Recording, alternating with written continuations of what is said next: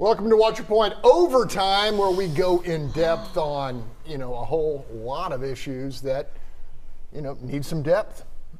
Hey, first of all, Bob called me this week and said, look, we need to talk about an issue of great import to me. So I'm going to give you the floor off the top here. Okay. Right now, and for a long time, Texas has been in a mental health crisis. The largest mental health facility in the state of Texas is the Harris County Jail. That's a real indictment against who we are as a people within the state of Texas and how we are going to care for people that are suffering either from drug addiction or from other mental psychosis. Our answer right now is to put them in prison, put them in jail, lock them away, don't give them mental health care. My wife's a criminal defense attorney, and she deals with a lot of people that are drug addicts that are facing criminal charges and incarceration. When you look at the legislation, possession of 400 to 200 grams of methamphetamine is an addict level use of drugs, but it's punishable by 2 to 10 years in the state penitentiary. That's an obscene answer. And the range from 4 grams to 200 grams, that's two entirely different kind of people and what's going on. But when you look time and time again at the number of people in our prison system, the cost to the taxpayers of Texas, it would be much less expensive to put them into rehabilitation centers, build some state incarceration rehabilitation centers, if you will, not the Safe P program that people get forced into that doesn't work, but you could come up with something that would work, and we need to really talk about that, get our legislators looking at that. Nobody from either party seems to want to address this issue. So Bob, I think you and I finally totally agree on this issue of mental health. And I've spent many years working in nonprofit, not only as an administrator, but now as just a frontline clinician. There are models that work, right? There are centers like the Women's Home in Houston and Santa Maria, where I'm still in advisory council. They're building a brand new treatment facility for homeless women and children in Austin, because there is a need, there is funding, there is diversion. A lot of these women who go in for crimes that aren't crimes, they're addicts, so they commit theft, and then there is an opportunity to take those programs and model it. And you're absolutely right. The jails, the prison systems are not places where we can help rehabilitate people who are suffering from mental illness and addiction. There needs to be more resources. The legislature, we're at prime for really speaking out against these issues and talking to our legislators about how do we take some of this funding and offer resources for people to better their lives, because otherwise you're in, you come out and you're reoffending because you've got no resources to help yourself. So you have some experience in this area as well. Right, it's so complicated. First, you not only go in with a felony on you. For parents, it's heartbreaking. It's difficult because you cannot get any help, and at time you're almost like, well, at least if they're going to go to jail, they're not out using. But the truth is, they use in jail. They find ways to do that.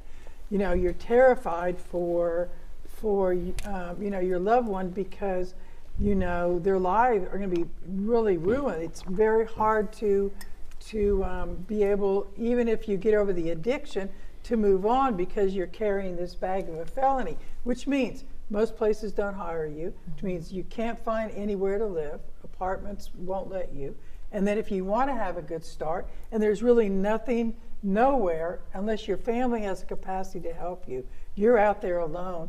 And when you get stressed, that's just a trigger for wanting to use again, and you get caught in this circle, this circular life that it's really hard to get out of, and that something needs to be done, absolutely needs to be done.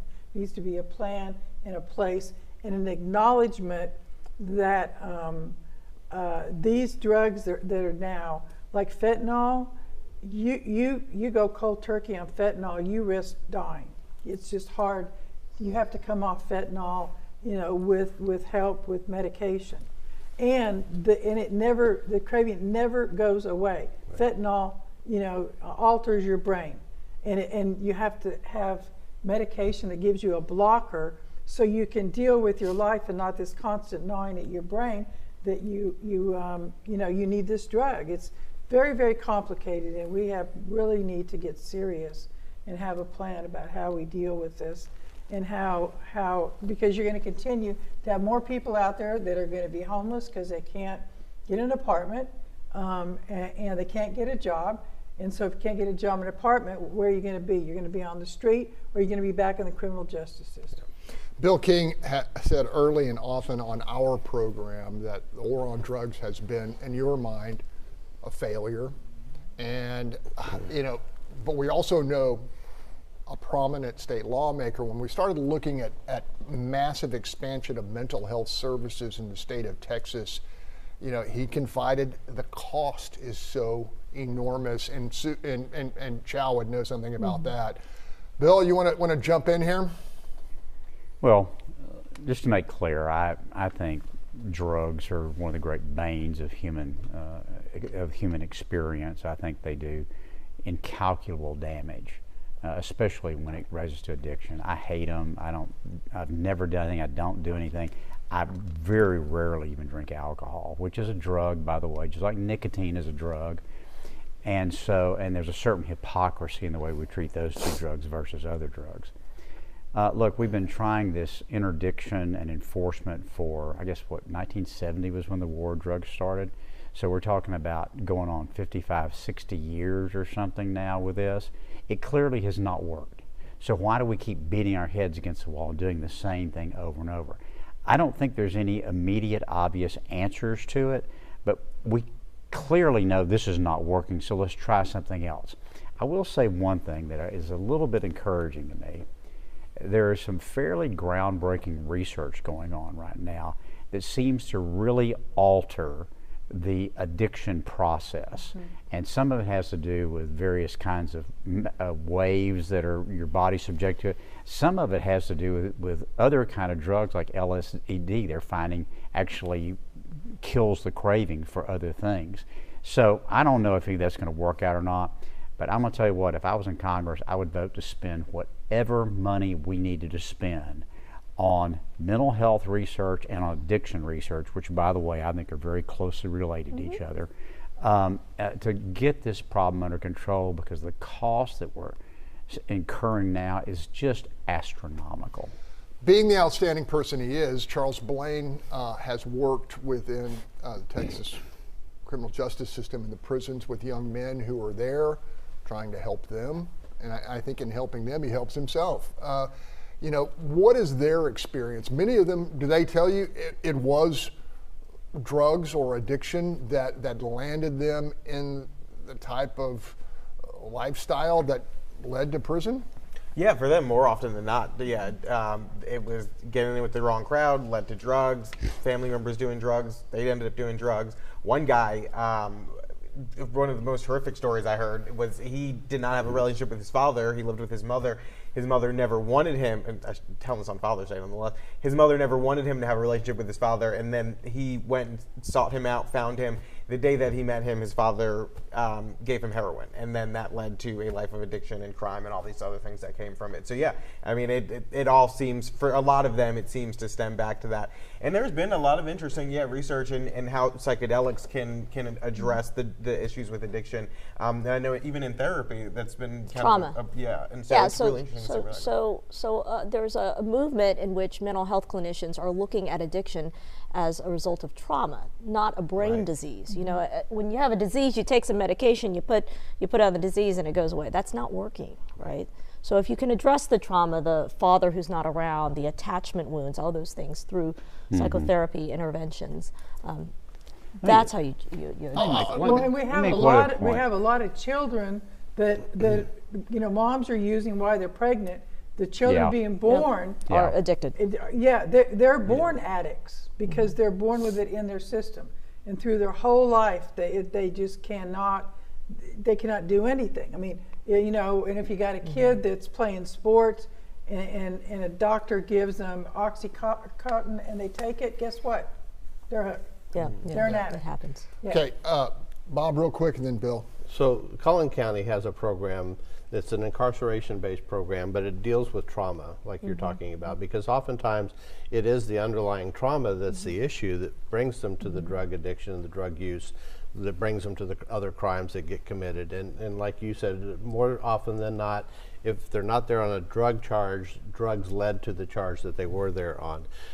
The Bowie County Women's Center is another place that's up by Texarkana that is seeing some really positive results. The Safe P program that TDC runs is an absolute failure and needs to be done away with, but it needs to be replaced with something else like these other programs. The other thing I would say is there is a dearth of mental health clinicians. I mean, you can't call around, ask for a therapist. We're all busy, we're all full. So there should be some incentives to hire more, maybe some education incentives so that social workers, licensed professional counselors can get opportunities. We've got to put more mental health clinicians, boots to ground, in our communities to address this. Look, we are folks across the political spectrum in terms of our viewpoints, but there's a unanimity here that this problem needs to be addressed. My question to you, Bill, and if there was like a label over Bill, it'd be pragmatist. Do you think that every dollar invested in this would yield dividends in terms of better productivity, lives that are shattered, talent unleashed? I mean, it's hard to gauge those things, but well, it depends on how the money's invested. Right. Obviously, some programs work, some programs don't. I want to go back to the criminal justice system for just a second, because the fundamental theory of criminal justice is that people have free will, and we punish people for when they're culpable for doing something. They had a choice, they made a decision that we as a society think is bad for society, so we're going to punish them for that choice. The problem with addiction and mental health is they don't have that choice anymore. They're not thinking about the fact that what I'm doing is right or wrong, because the brain chemistry is not working in that way. That's why the criminal justice system doesn't work for this. Now, we do have some interesting programs here in Harris County, and they're kind of one of the leaders in the country on these diversion programs. We have a mental health, and we have a drug diversion court, and some other ones. Look, I'm all for trying everything, but we need to measure the outcomes.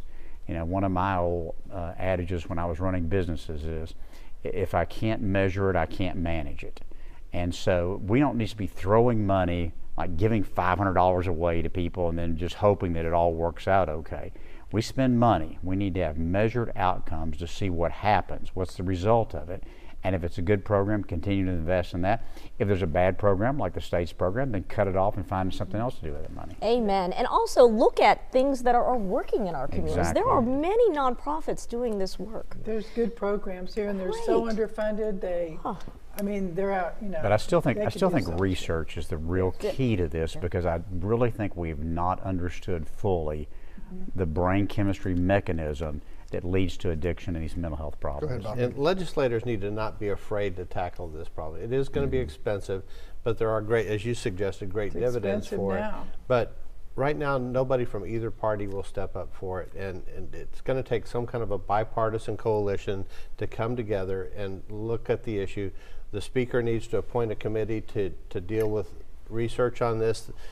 Dan Patrick needs to appoint a committee to look at this and really come to some kind of legislative solution that can fund this and help create programs that will work. Look, I mean, there is universal agreement that universal pre-K pays, the cost is returned 2, 3, 4 times. Yeah. And it seems like the logic here is the same, as long as you have proof of performance.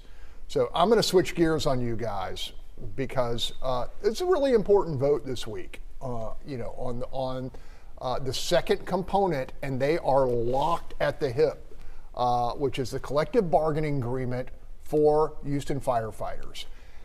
Lest we forget how we got here. 8 years, there have been, every year, the city, for some reason, did not come to the table.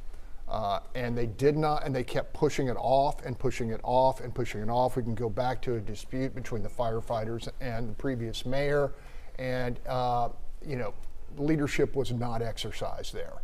And the bottom line is, we have had a fire department that has undergone extraordinary attrition. Response times are down, and we're in big trouble. The voters in Houston, not once, but twice, first with collective bargaining, second with Prop B, said we want our firefighters to be better compensated. And yet there's still pushback on this deal. We hear from, folks like Councilmember Pollard. I want the firefighters to be fairly compensated. They say this is fair compensation. He says it's not, or he thinks that he can negotiate a better deal. I mean, this seems like a no-brainer for me, but everybody knows where I am on this issue. But I've been covering this issue for 8 hard years, and I have looked at the facts. This deal needs to get done. Look, laying aside the equities or what affected on the fire department, let's just talk about the legal part of this, which Ed ought to be focused on since he's a lawyer. State law state law is very clear. In this situation, if you cannot reach an agreement, then you go into court and the court decides.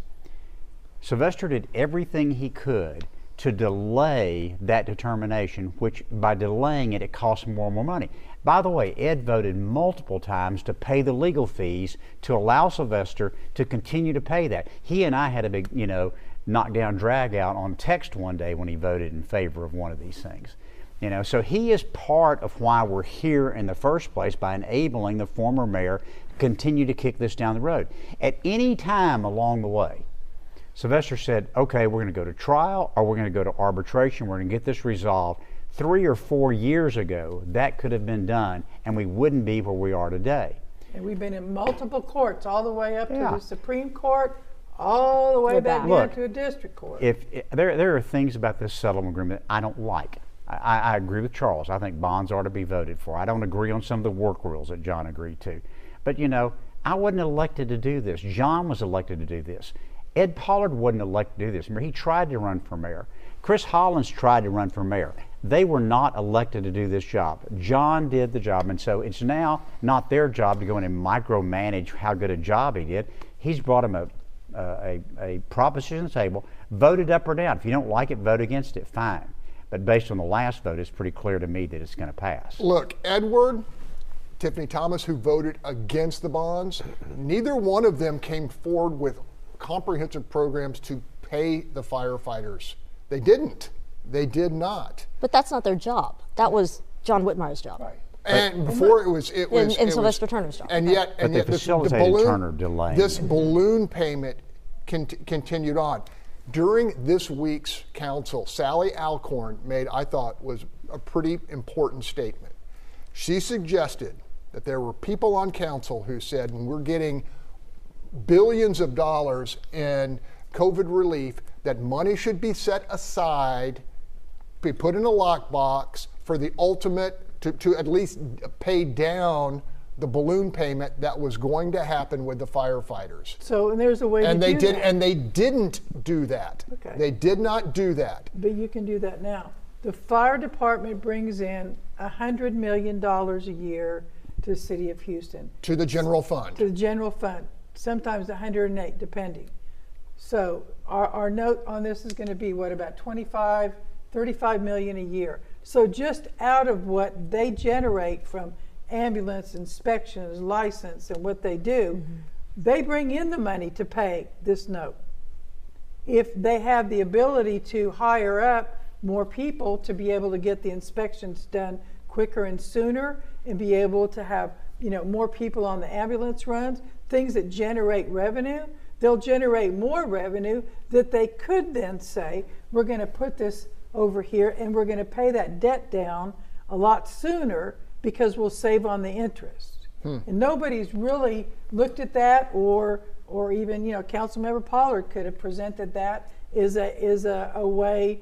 It's not a compromise, but it's pragmatic about how they're going to pay this debt down sooner. But that money's going to something already. It's not just sitting there. Yeah, it's not new money. That's No, it's not new money, but it's money they generate. But if you have more people, more services, you could use that fund. I've got a segue here to something Bill has been researching about the Uptown TERS. Can you share that with us? Yeah, the TERSs generally now collect about almost 15% of the city's property taxes now go to the TERSs. The Uptown TERS, 3/4 of the property in the Uptown district, the TERS gets the property tax money from it, not the city of Houston. Some of the most valuable property in the city. Well, it's not Tanglewood. It's up and down Post Oak. It's big, tall buildings. And so look, there's three things that we've done in the city that have gotten us in this mess. One is we gave away half of our sales tax to Metro, $25 billion since Metro was formed. Number two, we're now giving away about 15% of our property tax money to the TERSs. And then the third thing is we've continued to insist to offer defined benefit pension plans when all the rest of the world has moved on to something else. Even other local governments, even Harris County doesn't even do this anymore. You know, we're still paying around 30 to 35% of compensation. If you make $100,000 as a city employee, we're putting aside $30,000 to $35,000 a year towards the pension obligation. Now, you tell me where in the private sector have you ever seen a model like that? All of this that we're talking about right now is we're rearranging deck chairs on the Titanic. You know, if the city of Houston is not going to become a permanent financial cripple that has terrible infrastructure that people continue to move out of, which is what's happening right now, then, you know, we've got to completely rethink how city government works. We've got to completely rethink about how public safeties work. We've got to stop spending so much money on Metro. We've got to either take the money back from the TERS, or we've got to make sure that money is spent intelligently. And so if we don't do those things, the city of Houston is going to become a slow decline like Detroit did in the 60s and 70s and 80s. Bob wanted to say something. Well, the mayor, I was just raising my hand about people moving out of the city. Okay. All right. But the mayor talked about last week that sales tax revenue was flat. And when you think about in a highly inflationary period of time, the tax revenue being flat is a decline. You are actually in decline because that tax rate should be. That's one of the beauties of sales tax. As the cost goes up, your revenue goes up.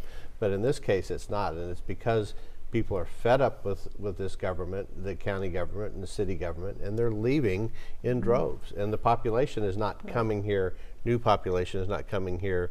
So especially people coming for high-paying jobs. What's happening right now is, if you look at the, and we have Harris County. We don't have city number Houstons for another couple of weeks yet. But the Harris County numbers, basically, what you've got is over the last decade, you've had about a 200,000 net domestic outmigration. That is, people leaving here to move someplace else in the United States, as opposed to people in the United States moving into Harris County.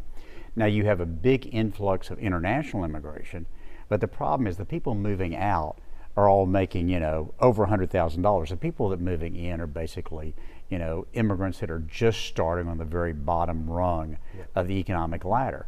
And so you're getting a county where incomes are going down because of that migration dynamic. And it just drives me crazy. I was looking at the Toll Road Authority's audit last night, and it said we're going to have 11.2 billion people in the region by 2050. Well, there's not any demographer that thinks that anymore.